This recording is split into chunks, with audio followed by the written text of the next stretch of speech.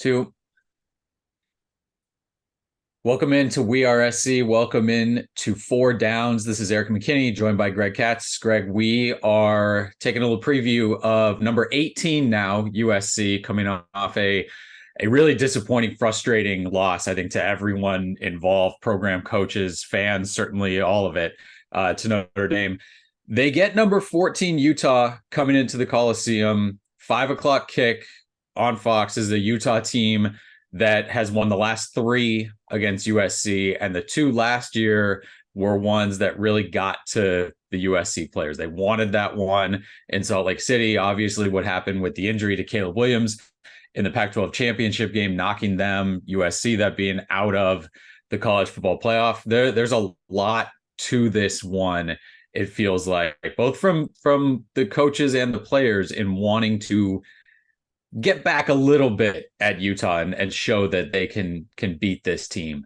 We're going to go into first down here, and that, as we do every week, we're looking at the USC offense. When that USC offense takes the field, what is the one key thing that you're going to be looking for from them? No turnovers. I think based on last week's, I don't know what word you could give it, but a disaster. Caleb Williams obviously was not the Caleb Williams we've seen for his career at SC. How much that affects him, we're going to find out. He's liable to bounce back and throw for 300 yards and 5 touchdowns, but we're going to find out. It's a gut check for him. I think USC is at the crossroads of their season right at this point. I think offensively, they're going to be tremendously challenged, perhaps even more challenged than Notre Dame. There's nothing wrong with this Utah defense, all the statistics, everything, physicality. Kyle Whittingham says this may be his best defense ever, and I think this is his 19th season. And you know what? You better have your big boy pants on, and you better buckle up and get your chin strap on. It's going to be a war, and if the SC offensive line that we saw last week does what it does, SC is going to have some real challenges, and that's being very diplomatic about it. I'll be looking forward personally, Erik, to seeing if there's any changes along the offensive line, whether Mason Murphy is going to be in there for Mike Tarquin, and who knows? I think they're at the point now. They have no time to try to figure it out. It's do or die really at the Coliseum on Saturday for both teams, but for SC offensively, if they can't get it together now against Utah, it's going to be a real challenge the rest of the way. And we knew coming into the year, right? This is kind of how we were going to be talking about this point in the season. But I think the games leading up to Notre Dame were unexpected in sort of how poor various parts of the USC team played. And then the Notre Dame game, you talked about it, the turnovers were just not something that the 2022 team did at all. And really earlier this year, this team hadn't done that. Losing the turnover battle 5-0 was astonishing and just absolutely stopped kind of any potential momentum in that game. So I think you're right. Turnovers are big. For me, it's what you went to towards the end. It's the offensive line.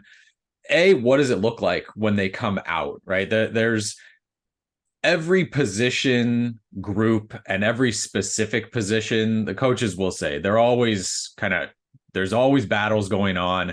No spot is completely locked up. We're always doing that. There seemed to be more talk, and maybe there were just more questions about it this week from media, but there seemed to be more talk about we're really taking a look at, do we have the best group out there? Is that functioning? How should this look? I don't think it's going to be a huge surprise if Mason Murphy comes out at the starter. He certainly got the starter's share of the reps each of the past 2 games. But the interior is interesting too. The real issue that USC has, and I don't know how many people kind of saw it as a major issue really early in the year, is when Gino Quinones went out. That's a huge blow to that interior spot, because he could fill in for any of those 3 guys, right? He could play either guard spot or he could play center, and it lets you mix and match a lot more. Lincoln Riley talked about, we're thankful that we played so many different lineups and so many guys earlier in the year. But if you really look at it, it's not as if they have a whole like hockey line change available along the offensive line. The numbers just aren't great. Like Mason Murphy is a clear number 6 and maybe jumping into number 5 as a starter. We'll see kind of what happens there. But after that, it's a walk-on center who, again, Josh Henson, Lincoln Riley has spoken very highly of Killian O'Connor and everything that he's done. So you don't want to knock him just because he started as a walk-on. But that's kind of your backup at center. And then Alani Noah is the other guy who gets mentioned. He's a true freshman. He started the first game, but didn't seem to be quite ready yet. Took a step back as Emmanuel Pregnon took over at left guard. And that's kind of it. Those are the 3 guys that get mentioned consistently as your replacements there. So all of that is sort of a long way of saying, do they have any answers? Can they figure out the offensive line? What does that offensive line look like just in terms of makeup? And then how does it perform, right? That is the huge issue. Arizona's defensive front is fine. They really took it to the USC offensive line on more occasions than you'd like to see when it's that matchup, right? USC, Arizona. Notre Dame's defensive front is good, and they really controlled the game for long stretches. Utah's defensive front might be the best USC sees all season, and that might include, if they make it to a big time bowl game, whoever you see there, this could be the best group. The offensive line has got to at least play them even, right? The idea of USC's offensive line all of a sudden flipping a switch and being this absolute dominant force, I don't think it's fair for us to just put that on them and hope to see that or think that we'll see that. They've got to at least play them even. They've got to open some holes in the running game. They cannot let defensive ends and interior defensive linemen get free runs against Caleb Williams. They have got to do better at getting hands on people, holding people up, creating some sort of lane, and doing it consistently enough that the USC offense can operate. So that's it for me. I know Caleb Williams has had 2 down games, and the Notre Dame game was like the first quarter was like, who is that playing quarterback? He's set that bar so high for what's expected of him. I think that he probably bounces back. You have enough skill, all of that. Can the USC offensive line help it operate against what's going to be obviously a very charged up Utah team? You think getting into the Coliseum, right, is going to be helpful as opposed to playing, how they had to play them in Salt Lake City last year, how they had to take on Notre Dame at Notre Dame Stadium, which is a tough place to play.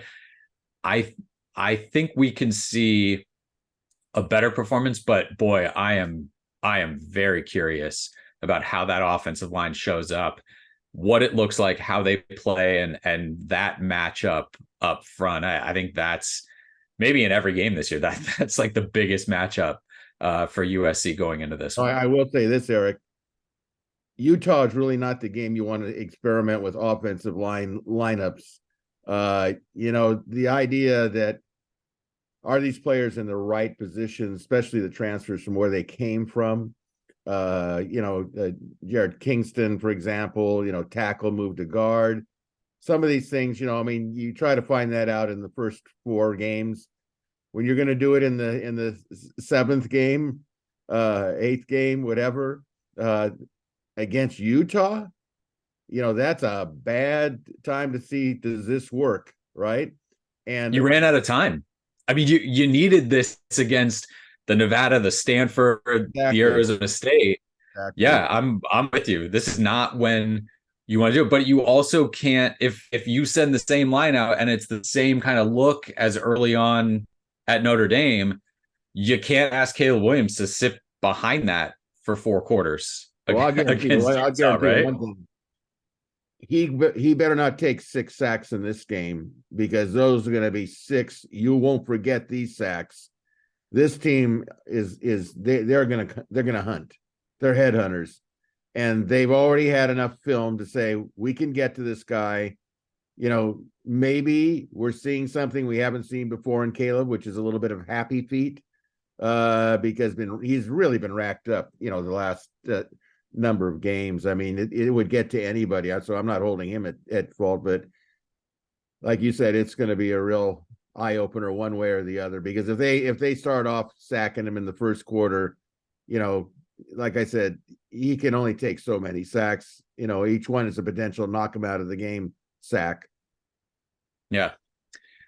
All right. Yeah, we'll see how that plays out up front when USC's offense is on the field. Let's go to second down. We're going to flip sides. The USC defense. What is kind of the one thing, the one key that you're looking for when the USC defense is on the field?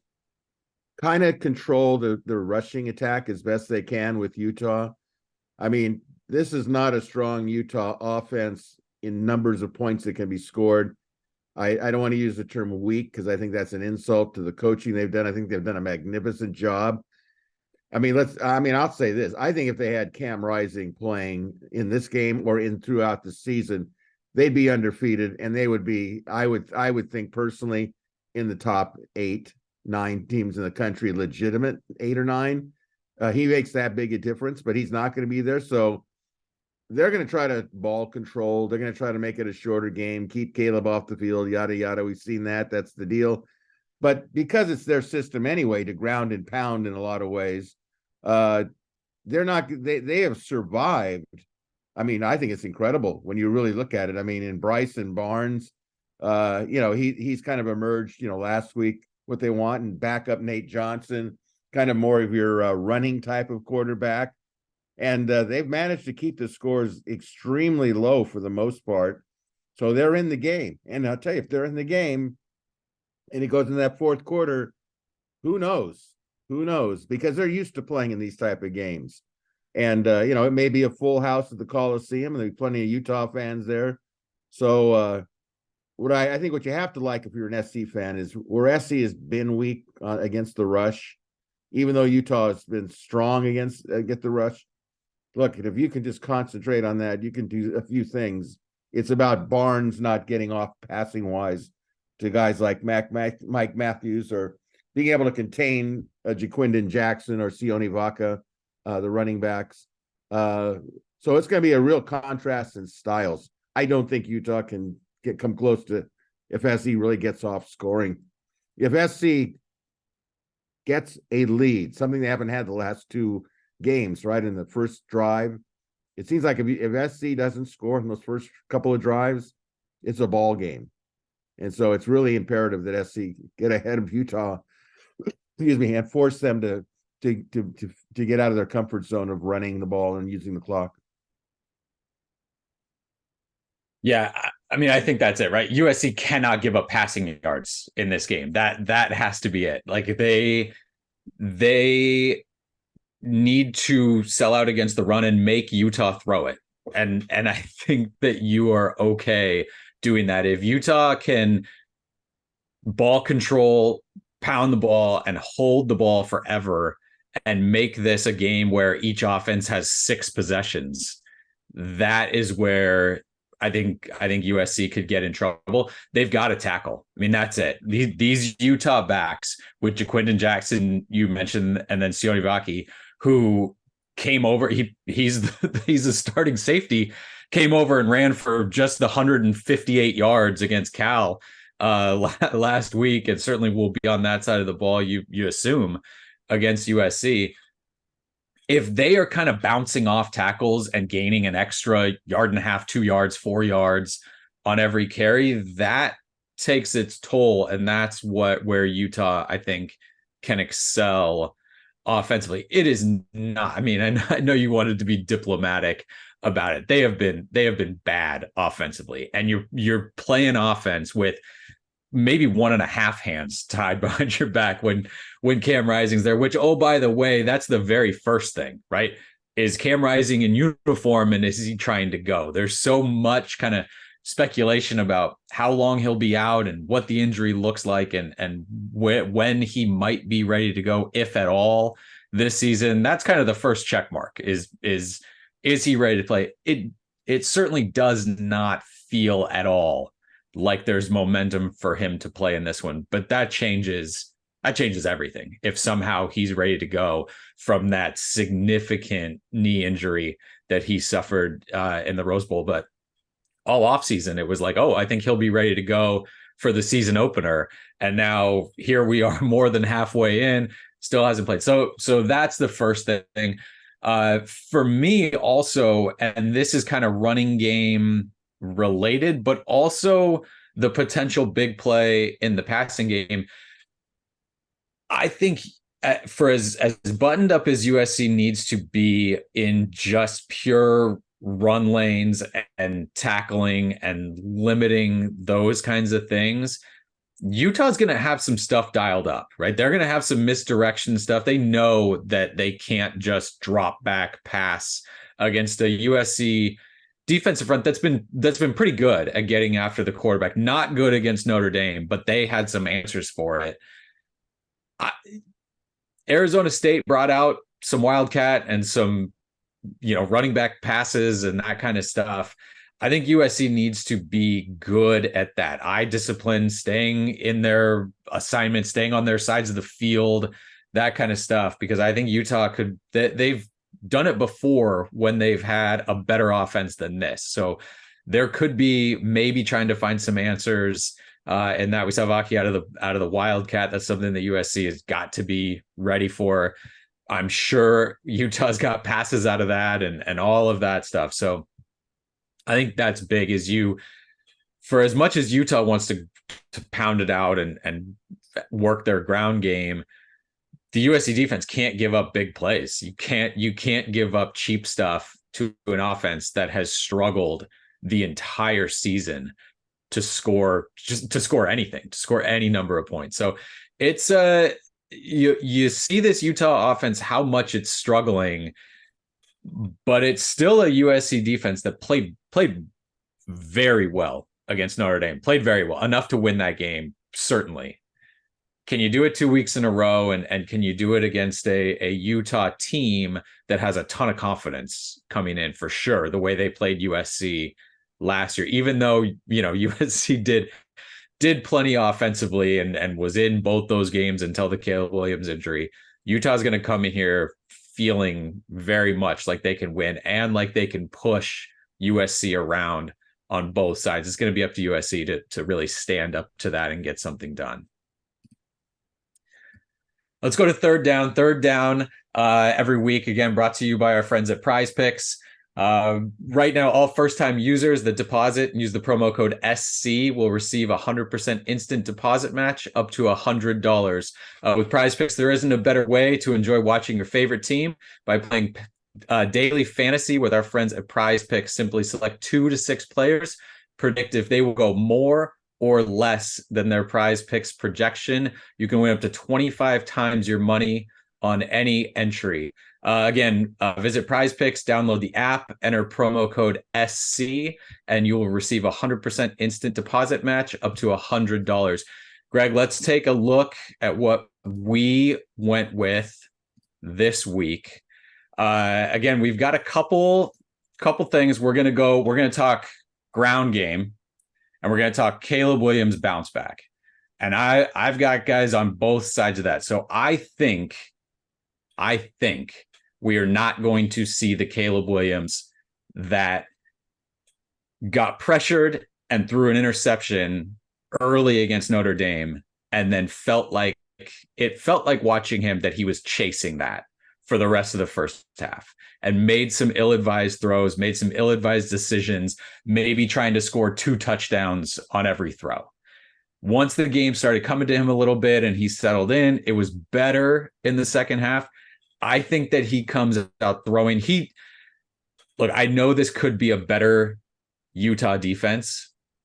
I've got him at more than 274 passing yards. He lit that Utah defense up in 2 games last year. Utah has shown they're fairly stubborn in wanting to play man defense and making quarterbacks beat them. And I think Caleb Williams is ready for that. Now, what I'm curious for your take on is I looked at the ground game for both teams. Marshawn Lloyd, I've been riding the more on Marshawn Lloyd rush yards, and they every week it's going down and down and down. We talked about the offensive line. I think they're going to struggle to run against this Utah defensive front. And I think USC, we saw Zachariah Branch take a handoff. We've seen a lot of Austin Jones in the backfield. I think Marshawn Lloyd has a breakout game coming at some point. We saw him go nuts against Arizona State. I don't know if it's Utah. So I've got him at less than 60.5 rushing yards. On the other side, Jaquindon Jackson, when he gets more than 10 carries in a game this year, he's over 90 yards pretty easily in both of those. I think that he gets a ton of carries. So I have him more than 77.5 rush yards, but I think it comes on a lot of carries and possibly between the 20s. If USC can prevent him from really getting loose and getting going, I think he could pile up rush yards, but kind of the way that Audric Estime did for Notre Dame, where he ends up with 95 rushing yards, but you never felt like he was the guy that was beating you. That's a little bit how I see Jaquindon Jackson going on Saturday. Your take on the rushing, and then two on Caleb Williams. How does he fare maybe against this Utah defense? Well, I'm going to say that Lloyd is below.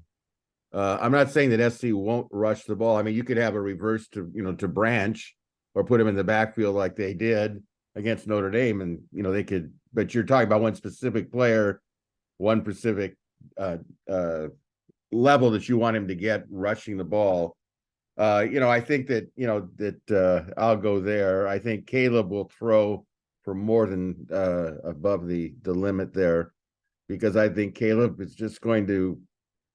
It's unreasonable to think that he wouldn't, based on the past history with Utah. I don't know what Kyle Whittingham's going to do, whether he's going to go man to man.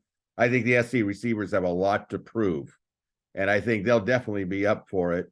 I think in that respect, I think all indications to me is that Caleb will surpass that particular number. What was the third one again? Jaquindon. So the Utah running game, right? Okay, yeah. And specifically Jaquindon Jackson going for more than 77.5 rushing yards. So he's going to go for more, because it's not a question of how many times he carries the ball. The question is does he reach that limit of 77 yards or what have you? He's going to do that because that's what they've been doing. They've been successful for the most part doing it. SC is questionable. 4 quarters of constant pounding. I would think that Jackson would be in good shape. I'm sure Vaca would, he's going to get some yards, but I think they're really going to rely on Jackson, in my opinion. So he's been hurt. He's been hurt at times this year, had like a fall camp injury, got nicked up in some games.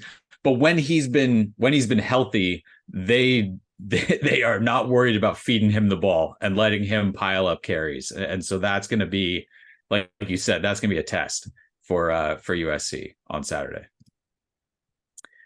All right, let's go into fourth down. And this is going to be our stat, our number, whatever pops out to you in terms of that. What's your key number here for Saturday? It's going to be 21. That SC has to hold Utah to 21. If Utah gets more than 21 points, who knows if SC doesn't have a big lead. I mean, if I'm Kyle Whittingham, I'd say, look at this team. Look at the pattern they have. Look what happened in Colorado, how they collapsed in the fourth quarter. Teams have patterns. This is not the middle of the season. This is like we're past the middle in some ways. There's only 5 games left. So I'd say that's the number I'm looking at, because if Utah with that offense scores more than that, 21 points, I would even stretch it to 24. But I think that given, my thought was that they would give up 17 points, but I better err on the side of caution here. So I'll say the number I'm looking at is 21. You know, it's funny is 21 was my number 2, but kind of for the flip side, Utah hasn't allowed a team to score more than 21 points this year. And most of their games have been pretty tight. They got loose against Cal last week and put up 34. But I'm looking at 21 for USC's offense, right? If they can get 21 or more, I don't think Utah can catch them at that point. And so this is about the USC offense coming out and putting up a bunch of points. Yeah, we right? have a Michigan spy. Is that a Michigan spy there? It is, yeah. Harbaugh. So I don't think the USC offense is going to go for right. Last year, like I think I saw the over under for this game is about 52 in the 4-point totals last year, right? 2 for USC, 2 for Utah in the 2 games. 3 times one team almost hit 52. Right? Like that's a low number when you're talking about a USC offense that was averaging 52 for a good chunk of the season. So the expectation seems to be that USC's offense is not going to just light up this Utah defense. And this Utah defense has put up some unbelievable numbers this season. I mean, they're number 2 in rushing yards against. I think they're somewhere, they're top 10, like in total defense, rushing defense, and points allowed per game. So the USC offense, we talked about the offensive line. We talked about Caleb Williams needing to have a bounce back game.